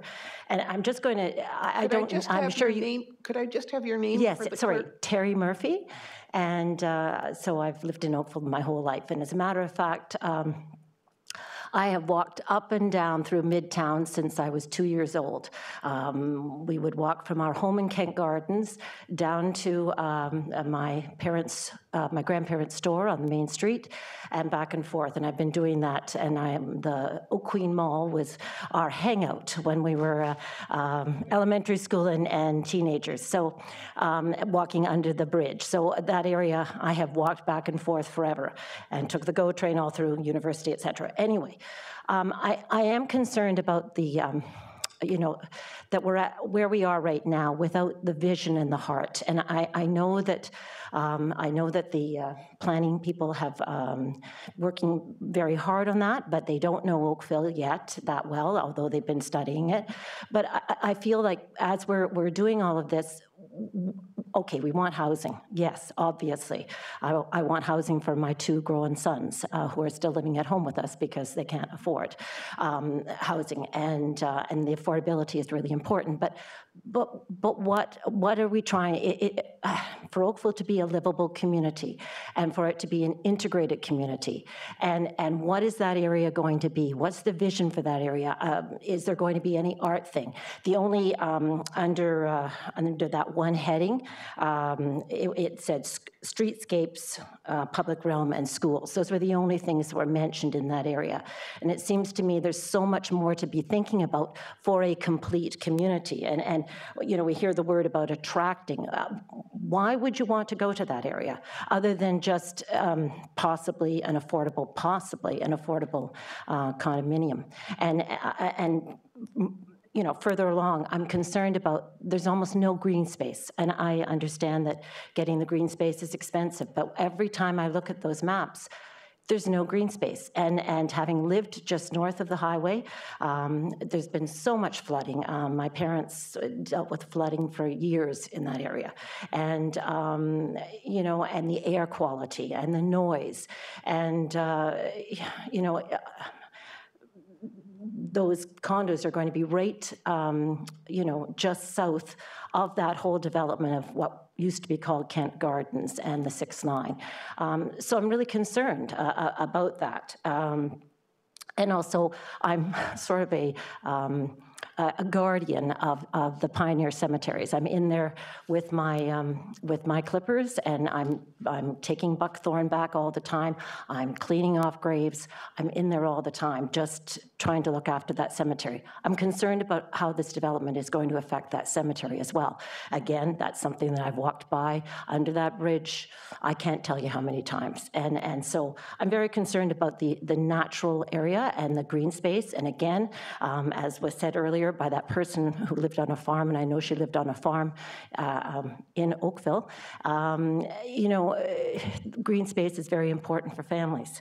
Which brings me to the housing element. Again, family housing. We're still not clear on what kind of condos are going to be there. We want, if it's a complete community, and I'm very concerned about a podium school. I'm sure that my son went to school, high school in downtown Toronto. And for gym, they had to run in Moss Park, and they had to navigate around the homeless people as they were doing that. And so, you know, having a school, and I was a school teacher for almost 4 decades, having a school in a podium worries me. I mean, I'm just giving you the list of my worries, and I know you feel those worries, and I know everybody in this room has those worries too, so I'm an anxious person, so I'm articulating them. Sorry. Also, just the communication is so important, and tonight, I'm sorry, but my eyes, I couldn't see almost any of the print on those slides, so for the next presentation, if it could be a little bit more visible, and the website, if everyone could know, I've been following along, and I'm not sure that I would, you know that I know certain places where I can go for information, but I'm not sure I know about the updates to the website. So just a few concerns that I'm sharing, because I love Oakville. My family goes back to the 1840s in Oakville, so I love the town.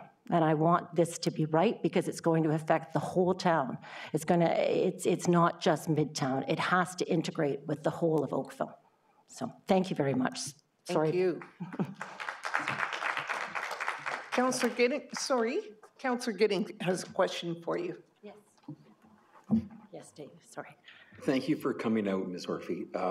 So it's great to hear about the pipes and the roads and the trains and the drainage and everything else, but you're anxious to see what green space, what open space, how we're going to protect a Pioneer Cemetery, the softer side of it, that will make it as and make it Oakville, It's not Vaughan. It's not, I'm not saying we don't have to have density. Absolutely, I understand that. But it has to be Oakville density. And it doesn't have to be 48 towers, right? For a livable, desirable community. Yeah, it has to be Oakville. Has to be Oakville. Okay. Thank you very much. Thank you. Okay, do we have any further speakers before I restrict? Yes, if you want to come forward, please.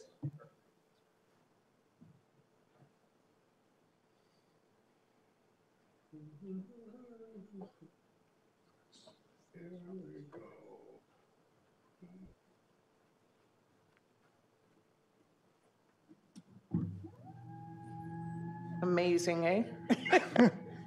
It's a necessity, I'm afraid. My name is Paul Ambrose. Further to the comments made by the second previous speaker about the, I'd call them everyday retail amenities. It's not just a Midtown issue, it's really a Southeast Oakville issue. Right now, Southeast Oakville is served by what I will call the Whole Foods Plaza, the Longo's Plaza, and the Sobeys Plaza at Maple Grove in Cornwall. Seems pretty clear that the Whole Foods Plaza will be redeveloped. Longo's Plaza, I don't know, but it's probably reasonable to assume that it too will be redeveloped. What will replace those? There's really an absence of free land in Southeast Oakville for any major retail development. So you'll have all of Southeast Oakville looking to Sobeys for the groceries and whatever else that makes Southeast Oakville become a retail wasteland in effect. And it sounds like the retail areas in Midtown are not designed to serve the broader community. So I think the town really needs to examine that and determine where they want to go and how they want to deal with it. Thank you. Councillor Haslett-Deal has a question for you. Thank you, Mr. Ambrose, for coming out. I just wanted to reflect back. About 1.5 years ago when the first draft OPA was brought out, one of the things Councillor Giddings and I talked to staff about was some of these exact examples that you've talked about. A doctor's office, where will we do something to create an exemption or an incentive to ensure we have a large enough grocery store, not just a convenience store, because we all know how much you pay at a convenience store for a bag of milk versus a grocery store. We talked about some of those key elements that should be built into the OPA as a way to ensure we get them early on in the process, not after the fact. And we used a few examples out of Vancouver when we shared them with Director Charles as a reflection of, we need to plan this ahead of a whole group of people coming in. And so I thank you for you adding your comments tonight. It really is quite helpful. One further observation, when you look at the plans that have been submitted for approval, there's precious little commercial or retail space in them, and I don't think any of the developers certainly are going out of their way to encourage anything in particular to come in. So I think it's something that the residents have to keep pushing at and something the town has to keep pushing at. Otherwise, you won't see anything. And it reflects exactly why we are revisiting this OPA, to make sure we get it right, to build a proper community for everyone. Yeah, thank you. Thank you very much. Last time, polling the audience. Seeing none, I'll restrict it to table and members of the committee if you have any questions. Councillor Giddings. Thank you very much, Madam Chair. Question for Commissioner Fu. One of the residents earlier asked about funding and infrastructure and so on. We have a road template, if you will, in place now. There's design going on for the crossover over towards the Ford plant. That's at the design stage. Does that have to be entirely reworked, or are we going to tweak it and update it based on whatever? Like, we aren't starting from scratch on this. Through Madam Chair, the transportation plan under the implementation program will review the overall transportation network for Midtown. The previous maps that you have seen, we're using it as a base and we're evaluating the adequacy of that road network. And that road network will then be determined and finalized through the OPA. So you will have a map with a schedule with how the road network will actually be in Midtown for the immediate and the future. And then we'll look at phasing and costing and estimating and actually go into detailed design and the actual delivery of those infrastructure. That is post the implementation program. All right, thank you for that. And you're going through the same process with the region for brushing and flushing, correct? Correct. For every single infrastructure, all the pipes, stormwater, wastewater, water, that will be all part of the implementation master plans that we're doing. And once that's all determined on a map, we'll start going into the actual implementation. Great. And looking at the work done to date slide in upcoming October 16th, the Technical Advisory Committee meeting, that's down as a public and stakeholder consultation. Is that a public meeting or is that internal? Sorry, the Technical Advisory Committee? Is that your question? Technical Advisory Committee, yes. Okay, so in every, so this is the public forum through the Committee of the Whole. The October 25th is the pure public. Anyone could come and work through those interactive booths, listen to the presentation. So for any major technical project, we always have a TAC, the Technical Advisory Committee. It will include folks like Metrolinx, the school boards, and agencies. Basically, they're mostly agencies, Conservation Halton, all of those folks are invited to be part of our TAC. And then the consultant will present to them what we're doing and all the work that we're doing. We actually work through the TAC of all the recommendations and evaluations with them. So when we do make a recommendation to council, the stakeholders, as we call them, such as the Metrolinx and the Conservation Haltons and others, is all aware of what's going on, and they has been involved through the process. It's just a different path of consultation. So that, to answer your question, is not a public meeting. It's a public meeting in a sense with the stakeholders, but not for public to attend those meetings. I appreciate the clarification. Thanks. Councillor Elgar and then Councillor McNeese. Yeah, thank you. Through Madam Chair, Question to staff regarding Stats Canada 2021 results. As of yet, I haven't seen people per unit. And in the last few months, I've heard a lot of people saying that there's a lot of cases where there's 2 and 3 families living in a unit now. And what impact will that have when it finally gets available for the present, for going forward with projecting populations? And does anybody know when that will be available from Stats Canada?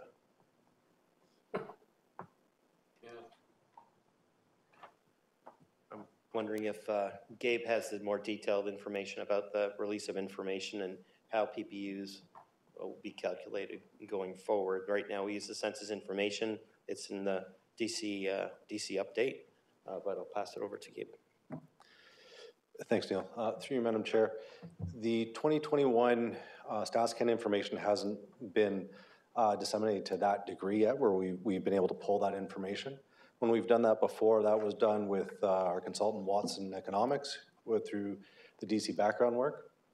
And what they do is a customized pull, we'll say, of the census information. So they haven't done that yet for 2021. It was done for 2016. That's the information that we've shared with Council. My expectation is that when we get to the next DC background study, we'll be able to do that kind of deeper analysis on PPU from the 21 census. So then our numbers then would be modified and changed if the numbers are quite a bit larger than, you know, little less than 2 people per unit on average? Through you, Madam Chair, those numbers will be updated on a regular basis as we dive deeper into the census, as we're able to pull more information, as we go through the exercises of understanding our population forecasting, how we're looking at PPU. As Council is aware, we go through and we update our policies and our information on a regular basis. All of that information helps feed into that analysis. Okay, I thank you. Next question is related to what power staff have related to amenities like a school. And I raise the example of Saw-Wet Golf, what used to be a golf course, which has a few thousand houses now and a few thousand people. And part of the negotiated settlement was the school that's going there when people drive in to buy their house says, you know, future school. But what people don't know, that what is already agreed to is in fact that that school, if the school board does not purchase that by March of 2027, the developer has an as-of right to build houses. And right now, if you go to the school board, they have no money in their 10-year forecast to buy the land. So there will never be a school at that location. How can that be corrected going forward? We are not the school board. We don't control it. They look for money from the province. And that's just one simple example of where best laid plans are going south real fast. What will we do differently? Through you, Madam Chair, as you know, we don't control whether a school is built or not. It's up to the school board to advocate for the schools that they need. And we all have access to the accommodation plan. So we see what's in the future, which I think you're referencing, Councillor. The underlying policy that says what if a school isn't built, what is allowable or what the process is up to our council. It's not an as-of-right permission. So we set that, as a municipality, we set that unless it's determined at the OLT or something else. Yeah, and that's what worries me going forward. Our best laid, best plans we have, they can go south real fast because we don't have control. I appreciate that. Next question is affordable housing. That's a term. What it used to be was 30% of household income for housing. What is it now, and what would, if a person's thinking of renting there or buying there, what would the number be affordable for those people? And what is the percentage that we can insist must be affordable? But people have, they're thinking affordability. I remember it happened back in 2000, early 2000, when we were on council when North Oakville was being developed, and everybody thought it was going to, these nice $100,000 houses. But and we all know with the coffee, sitting at the bus stop or sitting at the coffee shop waiting for the bus to pick you up. Well, the buses aren't there. Coffee shop isn't there. And this is where people are starting to wake up, but the trouble is it takes 20 years and they say, whoa, this didn't work. how can we make sure that this will work with whatever we end up with? Whether it be parkland, which here in Moss Park, where you're running around people, there's pylons, and it's just, I'm very concerned that we're trying to put maybe a little too much packed into an area, because as you say, 2051, that's not build out, that's just a number. And it'll go up from there substantially. Like, do we have any control at all? We don't have the money to buy the land, so we won't have it. I can't see how we will, because the taxes would be so high, especially with that gentleman pointed out. We need not only the capital plan, we need the impact on the operating budget annually. Like, and if that's not available, and and nobody wants to pay any taxes anywhere anymore. Anyhow, we all know that. Like, I can't see how we're going to do this and make everybody happy in Oakville.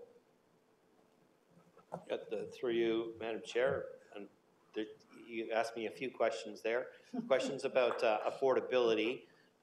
You've struck on a real critical issue that we're all wrestling with, is what is affordable, what is attainable, what is affordable rental. And I think Mayor Burton probably has better information as he does the work through the big city mayors, how they're trying to tackle that and advocate for a position at the province. So maybe I might defer that question to Mr. Mayor. The big city mayors consider that our lobbying of the government was successful. As you know, as council knows, the government had proposed to change the definition of affordability, but not yet done it. And they now have posted on the ERO for consultation a proposed new definition that includes income as a measure.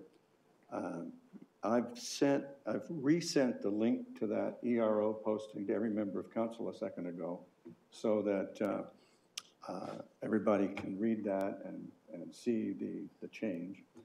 And at the appropriate time, we may even wish as a council to write a letter or make an official filing as a body. But in the meantime, every individual is welcome to comment on the Environmental Registry of Ontario. Mayor Burton, I think we should spearhead that for Oakville to the rest of Ontario.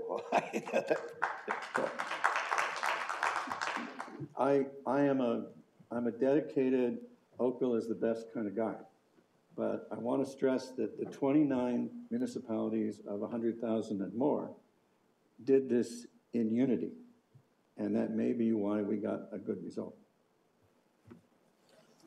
Do we know the percentage that can be affordable, even though once we know what the definition might be?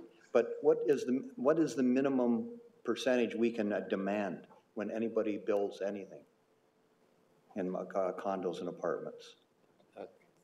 Through you, Madam Chair, it depends on the enabling policies that you have in place, and I think Councillor McNeese referenced inclusionary zoning requirements, and they're enabled by the policies. So in our Midtown policies, you can expect to see policies that give us the tools like inclusionary zoning. So there are limits to what you can ask for, and but it's defined within the policy. So I can't give you a straight, it's always 30% or 25%, much like it used to be back in the 90s, where you could require a certain percentage in each development. So that's not the case anymore. So I wish I could give you a straight answer, but I'm dancing a little bit on that one, because it's not straightforward, and it has to be enabled through policy. And we're dealing with Midtown, so that's part of the tools that we'll be looking at to address affordability. Yeah, no, I agree. Your jobs are not easy, and our jobs are not easy. I just don't want to let the people down. That's my biggest concern. So I thank you. I look forward to an awful lot more details, because that Mr. Goodfellow, I got to tell, he really nailed it.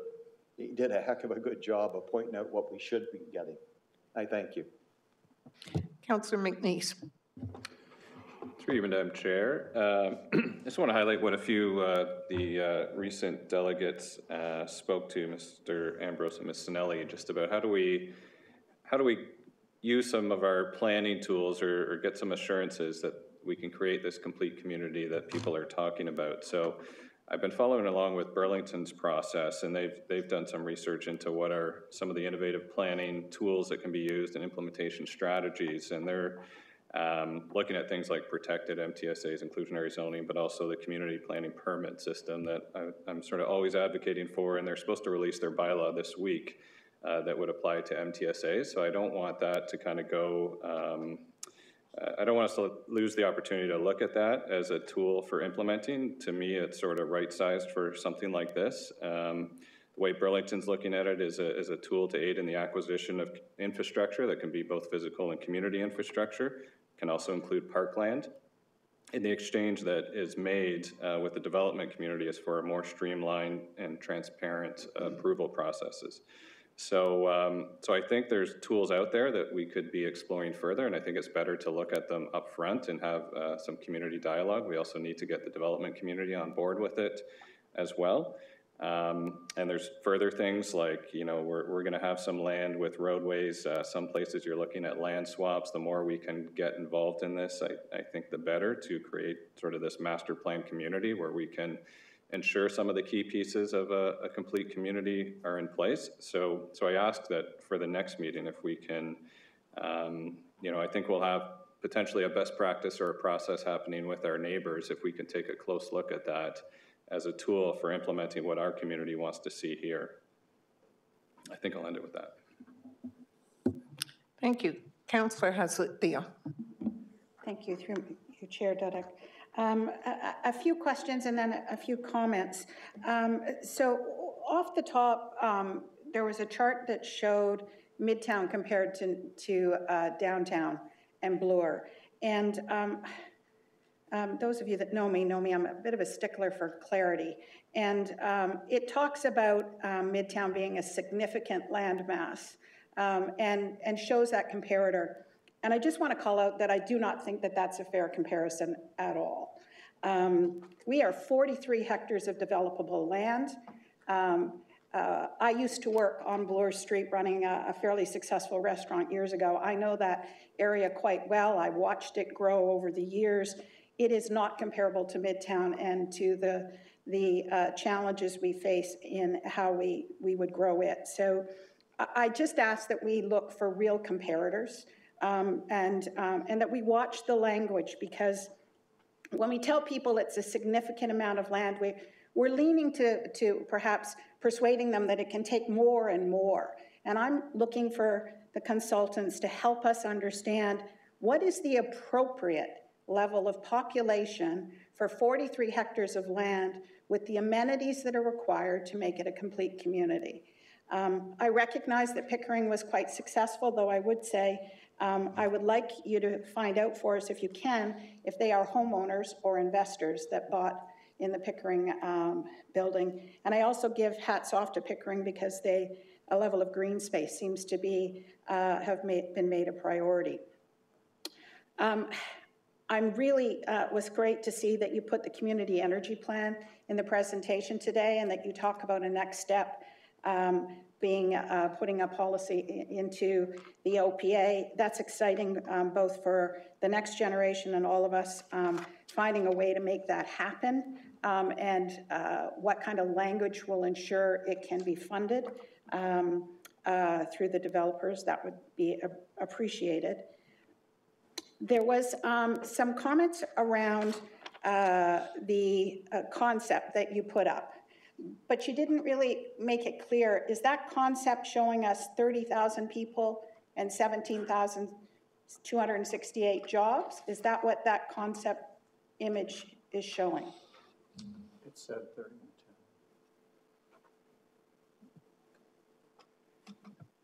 Through you, Madam Chair, the concept showed approximately 30,000 people and approximately 10,000 jobs. Okay. So I am going to ask, because I did ask for a spreadsheet, you might recall, and I was told I'd get a spreadsheet at this meeting, and I did not. And the block analysis actually is quite helpful for people.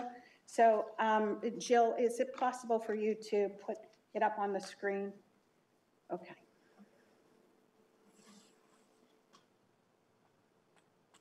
I am going to apologize if this is too small of print. And it's clear? Okay. So you've referenced already the area water and wastewater servicing report. It's a 2021 report, the latest one, but it was actually 2017 and it was updated through the town. And on that spreadsheet, at the top of it is what you see on the screen here. So it says, sorry, it doesn't say FSI, I'll come back to that. It talks about coverage, it talks about gross buildable area, gross floor area, the number of commercial offices. It goes all the way over and it talks about people and jobs. It uses a person per unit of 2.03 and it actually talks about building heights. Can you just go to the next slide? So this, again, I am not a numbers person in the sense of, I'm not telling you that this is what is in fact what your concept would deliver, but I would say that this is what we need your draft concepts to come back with in terms of how does this work through? As an urban planner, as an accomplished professional, I think you'd agree that we need to understand what is the gross area, residential and commercial, and that's really FSI. And what is the developable ratio that you're going to use on a block of land? So for everybody in the audience, the numbers on the left-hand side are telling you the blocks that were used to calculate all across Midtown. So the region and the town have already done this work, okay? They already have it, and it tells you each block what the projected FSI would be, what the developable coverage would be, and how that would translate out. And if you go to the far column on this one slide, it will tell you that the assumptions were always based on heights of 20 and 12 stories. So I don't know if that's where we're going to land, but this spreadsheet can easily, we can drop in 10 FSI today. I can tell you if I dropped in 10 FSI and 4, it would take us to over 95,000 people. So what I'm asking, and I really hope we have it at the next meeting, is when you share your draft concepts, not the preferred, that we have this data. Because of all the tools we have in our toolkit, it's what is the FSI, what is the developable area, what is the people per unit, which Councillor Elger has been pointing out is not consistent. We used 2.03 in 2021. So, and we know that other areas are starting to use higher numbers because their growth has been exponential. So I share this with you because this, for clarity, this is what I was looking for. This is what my residents have been asking me for. And if we could provide that, I think it would help them understand the whole numbers issue, because it's not just about all of the different amenities and, you know, the pretty buildings. It really is about what permissions we're going to give people as they grow and develop in Midtown.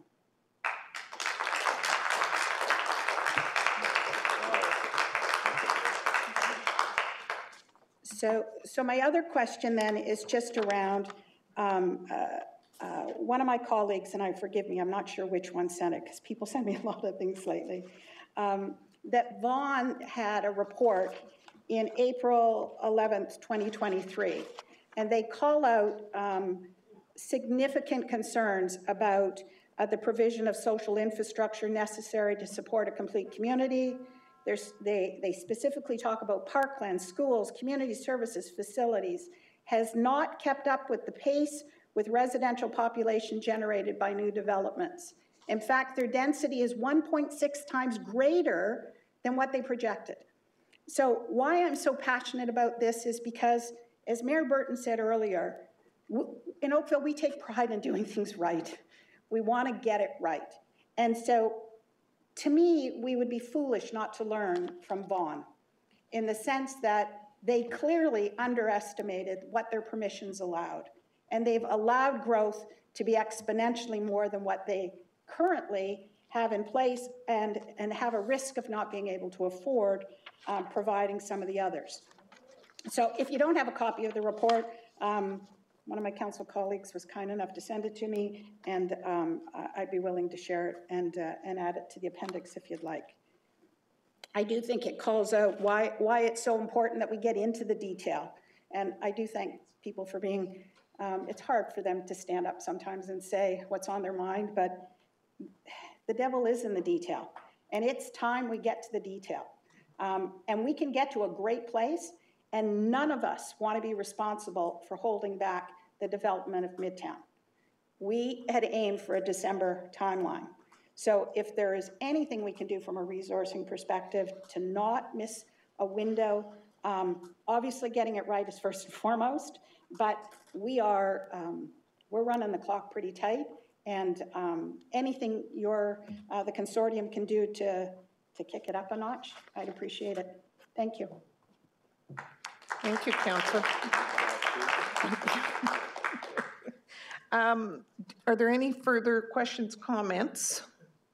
I have one, just sort of building on the example that was shared with Pickering, and maybe you don't have it tonight. If you can provide it at a subsequent meeting, I'd be interested to know the price point of the units and what the unit configuration was. Was it 1 bedroom, 2 bedroom, 3 bedroom, and as indicated, was it condominium or rental? So that would help sort of give us an apples to apples comparison. So I wonder if I could have a member of council provide a motion that the report entitled Midtown Program Implementation Framework be received for information.